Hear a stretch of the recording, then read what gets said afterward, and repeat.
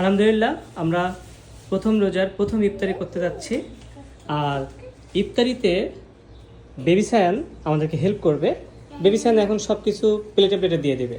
বাবা খেজুরটা দিয়ে দাও, তারপরে বাবা খেজুরটা দিয়ে দাও, তারপরে ওই জিলাপি দাও, স্ট্রবেরি দাও, সব প্লেটে ভাগ করে দাও। জিলাপি দাও। তো এইভাবে ইফতারি যখন সাজাতে হয় তখন তোমাদের বাচ্চাদেরকে এইভাবে ইফতারির সাথে নিবা এবং তাদেরকে কাজের মধ্যে রাখবা। তাহলে এটাতে একটা বেবির কাজ হলো, বেবি একটা মজাদার কাজ হলো, সুন্দর কাজ হলো।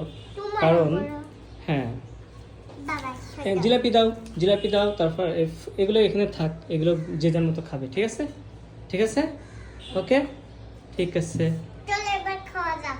এখনো সময় হয়নি, যখন আল্লাহ আকবার দিবে তখন। তুমি কি সব ভাগ করছো? এখন না, এখন না, আল্লাহ আকবার দিয়ে। বাচ্চা রোজা না থাকলেও ঠিক টাইমলি খাওয়াতে হবে, আগে না। এটা শিখুক।